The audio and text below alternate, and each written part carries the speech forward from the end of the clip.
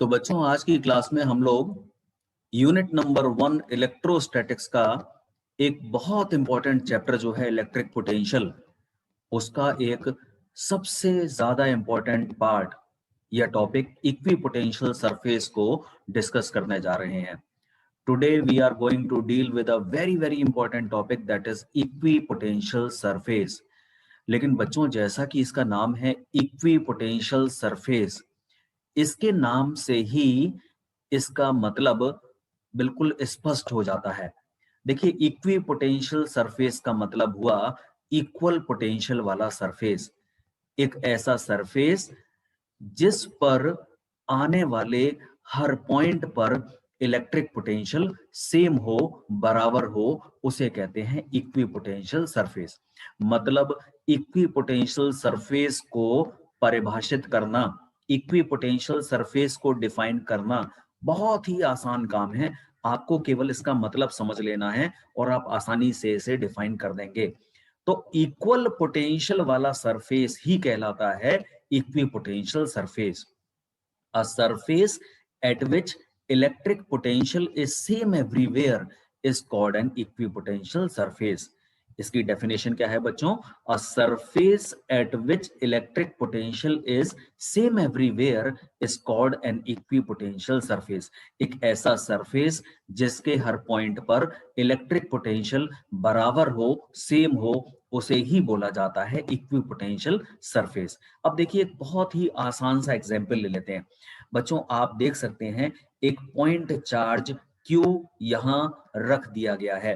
A point charge Q is placed over here at this point, और फिर आपने इस पॉइंट चार्ज Q को लेकर, पॉइंट चार्ज Q को सेंटर पर मानकर एक R रेडियस का स्फीयर बना दिया है।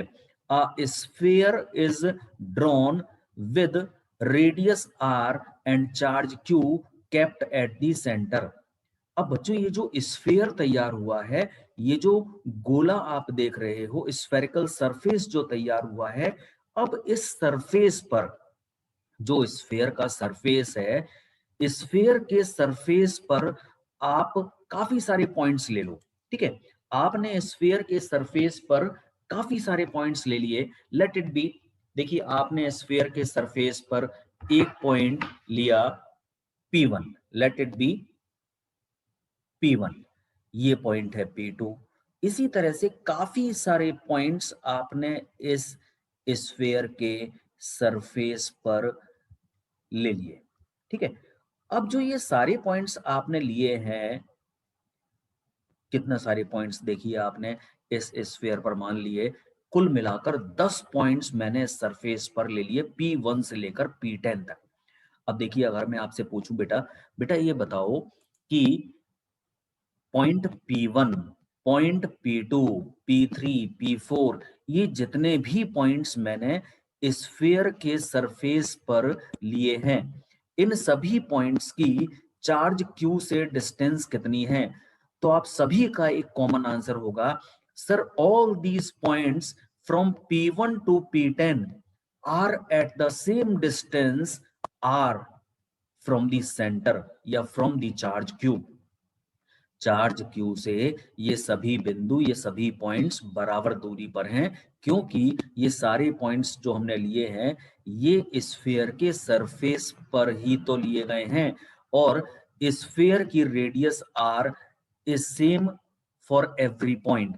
तो इसका मतलब ये है कि अगर आप चार्ज Q को सेंटर पर मानकर R रेडियस का एक गोला बना देते हैं, और इस गोले पर यानी कि इसके सरफेस पर आप कितने भी पॉइंट्स ले लें, हर पॉइंट पर पोटेंशियल कितना होगा? बच्चों आप लोगों ने इलेक्ट्रिक पोटेंशियल में एक फॉर्मूला पढ़ा है कि एक पॉइंट चार्ज Q से R दूरी पर इलेक्ट्रिक पोटेंशियल कितना होता है। तो पॉइंट चार्ज Q से R डिस्टेंस पर इलेक्ट्रिक पोटेंशियल कितना होता है? V is equal to 1/4 pi epsilon naught Q upon R। और बच्चों क्योंकि चार्ज Q सबके लिए सेम है, रेडियस या डिस्टेंस R सबके लिए बराबर है, इन सभी पॉइंट्स पर पोटेंशियल किसके कारण, इन सभी पॉइंट्स पर पोटेंशियल किसके कारण? इस चार्ज Q के कारण। और इन सभी पॉइंट्स की Q से दूरी कितनी, इन सभी पॉइंट्स की Q से जो डिस्टेंस है वो भी बराबर, मतलब सभी पॉइंट्स पर पोटेंशियल बराबर होगा। और किसके बराबर होगा, V के बराबर 1/4 pi epsilon naught Q upon R के बराबर। अब इन सभी पॉइंट्स पर पोटेंशियल बराबर है, इन सभी पॉइंट्स को आप मिला दो। You are going to join all these points, और इन सभी पॉइंट्स को मिलाकर जो लोकस तैयार होता है वो लोकस ही कहलाता है इक्विपोटेंशियल सरफेस। मतलब ये जो स्फीयर है, ये जो स्फीयर का सरफेस है, क्योंकि इस सरफेस पर आने वाले हर पॉइंट पर इलेक्ट्रिक पोटेंशियल सेम है, इसीलिए एक स्फीयर का जो सरफेस होता है वो क्या कहलाता है, इक्विपोटेंशियल सरफेस, क्योंकि इस सरफेस पर आने वाले हर पॉइंट पर इलेक्ट्रिक पोटेंशियल सेम है।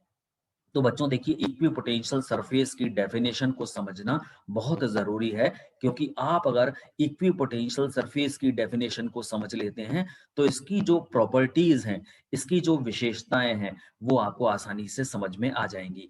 इक्विपोटेंशियल सरफेस मतलब एक ऐसा सरफेस जिसके हर पॉइंट पर इलेक्ट्रिक पोटेंशियल सेम हो, उसे कहते हैं इक्विपोटेंशियल सरफेस।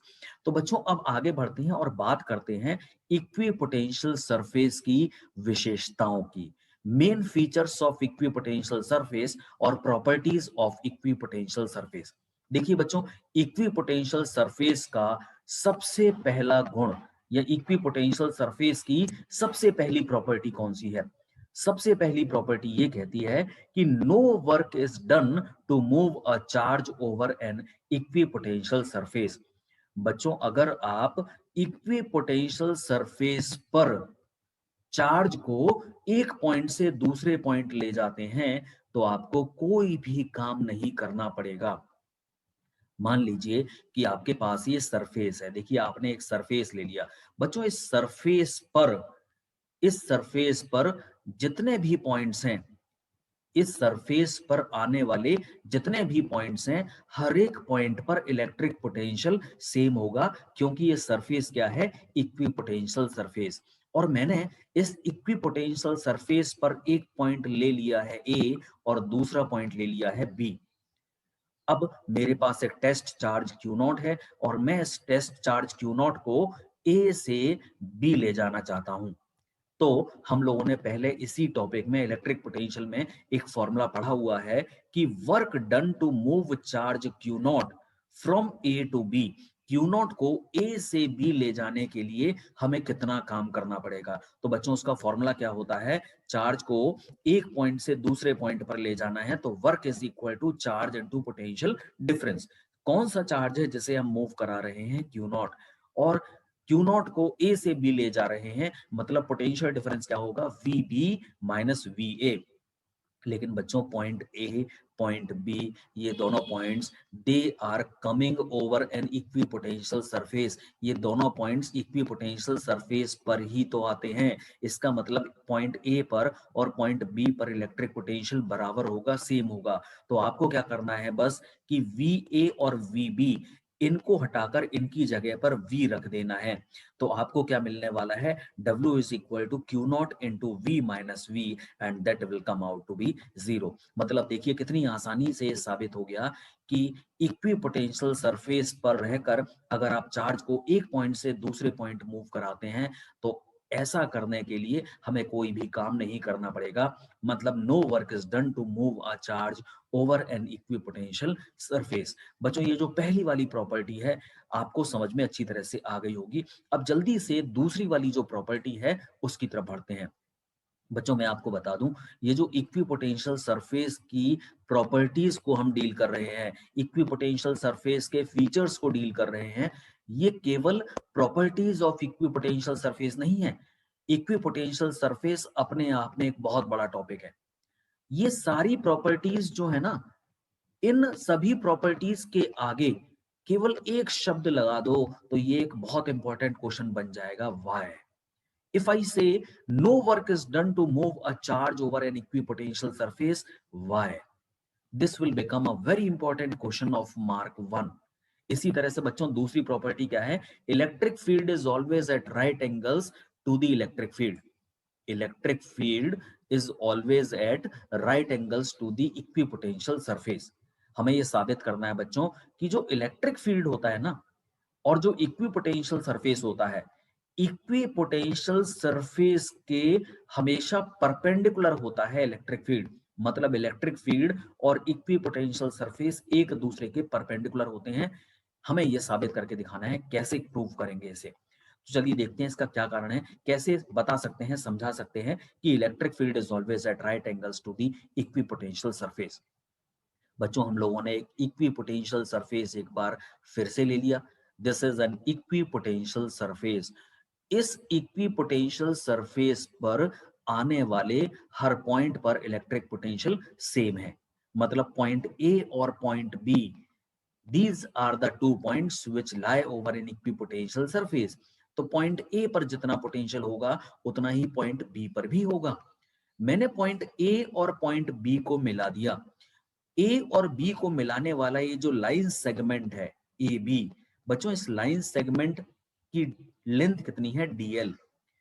तो पॉइंट ए और पॉइंट बी ये दोनों पॉइंट किस पर आते हैं? इक्विपोटेंशियल सरफेस पर आते हैं। तो ये जो लाइन सेगमेंट मैंने बनाया है, ये लाइन सेगमेंट भी किस पर आ रहा होगा? इक्विपोटेंशियल सरफेस पर आ रहा होगा। मतलब DL is a part of equipotential surface. चलिए अब जल्दी से स्टार्ट करते हैं।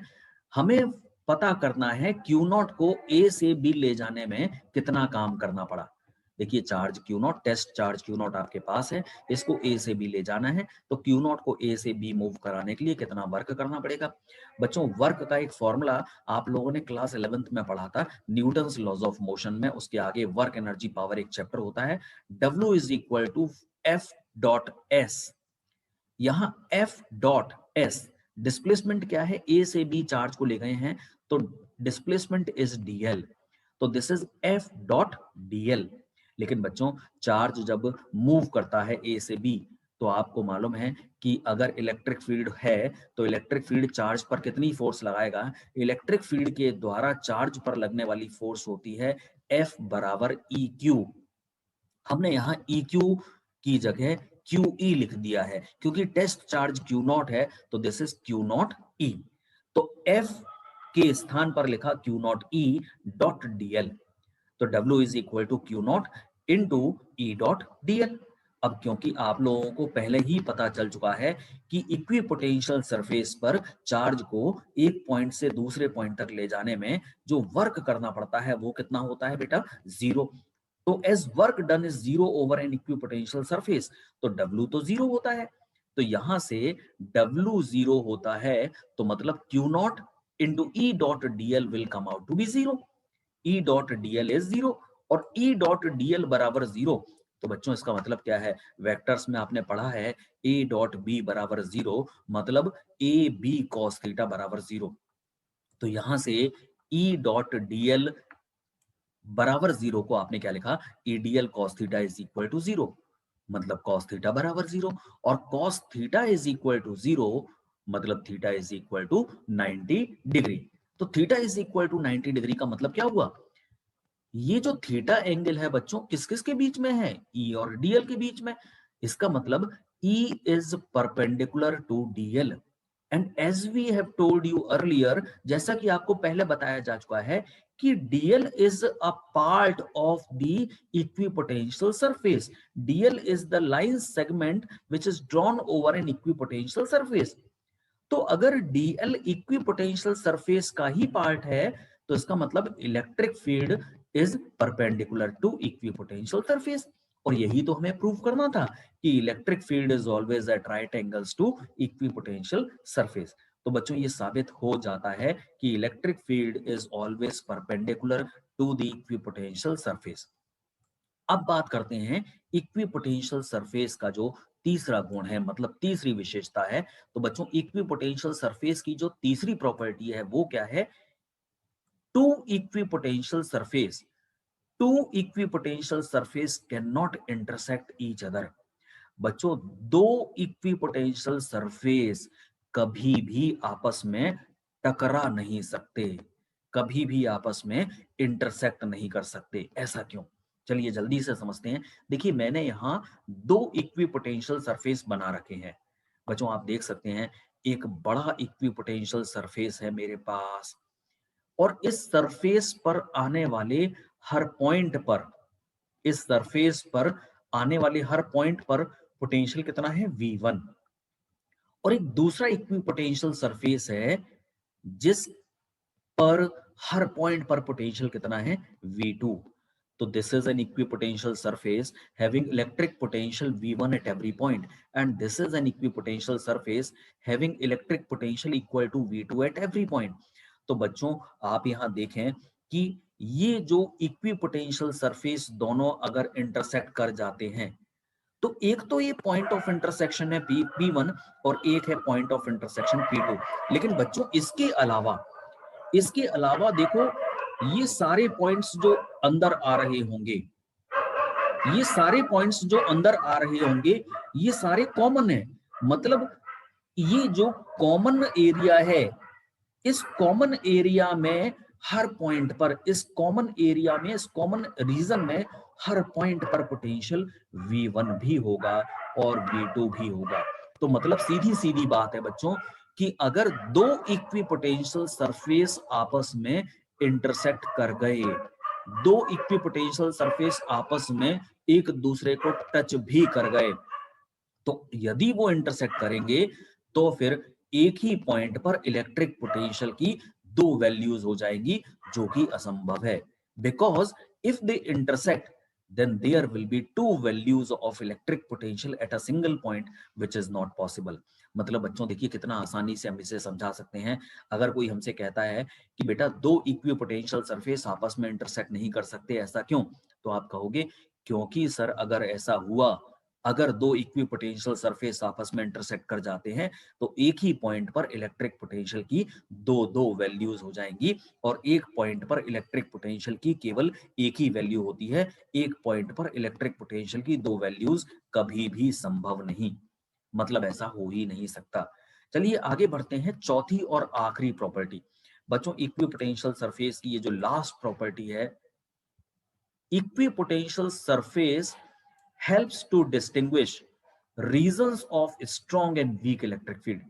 बच्चों इक्विपोटेंशियल सरफेस की सहायता से, इक्विपोटेंशियल सरफेस की सहायता से हम ये पता लगा सकते हैं कि किस इलाके में इलेक्ट्रिक फील्ड स्ट्रॉन्ग है, मतलब प्रबल है, तीव्र है, और किस इलाके में इलेक्ट्रिक फील्ड कमजोर है, वीक है। तो इक्विपोटेंशियल सरफेस हमारी किस तरीके से मदद करता है ये पता करने में कि कहां इलेक्ट्रिक फील्ड मजबूत होगा और कहां इलेक्ट्रिक फील्ड कमजोर होगा। देखिए आप लोगों ने यहाँ एक छोटा सा इलस्ट्रेटिव फिगर बना रखा है, डायग्राम बना रखा है। बच्चों देखिए मैंने ये एक सरफेस दिखा दिया, इस सरफेस पर हर पॉइंट पर पोटेंशियल 10 वोल्ट है। This is a second surface having electric potential equal to 20 volt at every point. This is another surface having electric potential of 30 volt at every point. This is the last drawn surface having electric potential equal to 40 volt at every point. तो बच्चों देखो चार surface आप देख सकते हो अलग अलग, हर एक सरफेस पर आने वाले हर पॉइंट पर इलेक्ट्रिक पोटेंशियल की वैल्यू निश्चित है। इस सरफेस पर हर पॉइंट पर पोटेंशियल 10 वोल्ट होगा, इस सरफेस पर हर पॉइंट पर पोटेंशियल 20 वोल्ट होगा, इस सरफेस पर हर पॉइंट पर पोटेंशियल 30 वोल्ट होगा और इस सरफेस पर हर पॉइंट पर पोटेंशियल 40 वोल्ट होगा। मतलब देखिए बच्चों ये जो चौथा वाला ईपीएस है, इक्विपोटेंशियल सरफेस है, और ये जो तीसरा वाला ईपीएस है, इक्विपोटेंशियल सरफेस है, इन दोनों के बीच में पोटेंशियल डिफरेंस अगर आप देखोगे तो 30 और 40 के बीच में पोटेंशियल डिफरेंस कितना होगा? 10 वोल्ट का।